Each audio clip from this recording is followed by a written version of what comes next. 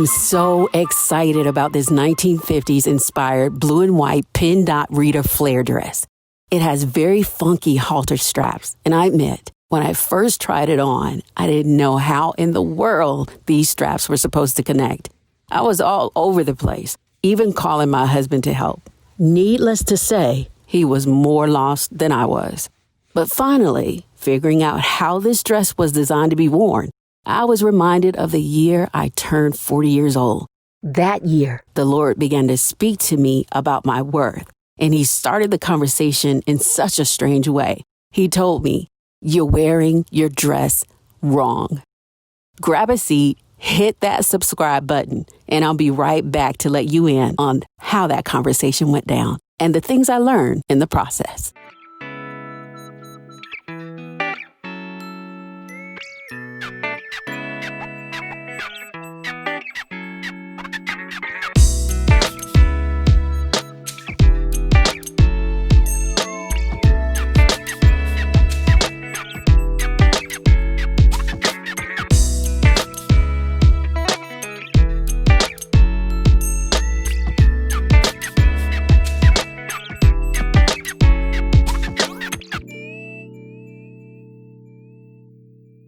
So the Lord started a conversation with me 5 years ago when I turned 40. And that conversation, he told me that I was wearing my dress wrong. And this was his way of starting the conversation about my worth. When I turned 40 years old, I was having a hard time struggling, absolutely struggling with knowing my worth as a woman, not as a mother, not as a girlfriend, not as a sister, not as a businesswoman, not as anything other than simply a woman, you know? The Lord began to have this conversation with me, and he said to me, "You're wearing your dress wrong," much the same way I started out wearing this dress wrong. But at the time, I thought, this is strange because I don't even have a dress on. I have pants on. So what do you mean I'm wearing my dress wrong? He said, your dress that I'm talking about is womanhood. And I thought, wow, never thought of womanhood as a dress. The Lord showed me that I was wearing my dress of womanhood wrong at 40 years old. Even though I stopped fornicating and all that went with that, I stopped it. But the Lord was showing me that I was still wearing my womanhood wrong. So I said, God, how? How am I doing this? And he showed me that I was still giving men his role of healing me and loving me. Now, at 45 years old, I've adjusted my dress, and I want to share with you 3 ways to know when you're wearing your dress of womanhood wrong. Number 1, we treat our womanhood like a commodity instead of the sacred gem that it is. Now, sometimes we treat our precious like it's not. So we sell ourselves, our womanhood, for acceptance from others, especially men. We sell our womanhood for all types of things. Car payment, rent money, Pampers, utilities, you name it. But most often we sell our womanhood for feelings. We settle for the feeling that he makes us feel sexually instead of waiting for and acknowledging the commitment that we desire in our hearts. And the thing about authentic love, though, when it comes, it's not trying to give you some emotional high. What it does give you, it gives you dedication. It gives you stability.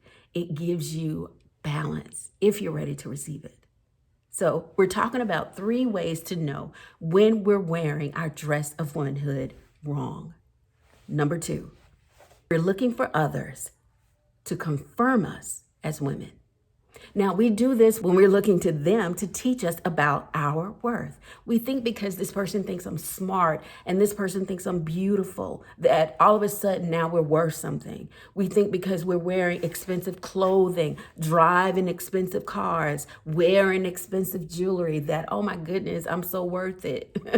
I'm so valuable. But our worth is intrinsic, meaning it's built in to who we are as women. Men too. Men have the same worth. Human beings have the same worth. But as women, we need to realize that we hold value. We hold value in the earth. And when we pass on, we still hold value because God looks at us as something worth dying for, as someone worth dying for. So you can't tell me I'm not worth something when I'm dead, okay? So whether you're rich or poor, our worth stays the same. Whether you're married or single, your worth stays the same. Whether you're successful or unsuccessful, you're having a trying time right now, your worth does not shift. It does not change. Whether we're loved, whether we're hated, our worth does not change. I thank God for seeing our worth, even when we don't see it. Even when we don't see it, He did it for me. He showed me that I was worthy enough to sleep beside a man who was my husband instead of a man that I thought I needed financially, emotionally, or physically. He showed me that I didn't have to demean myself for anything or anyone.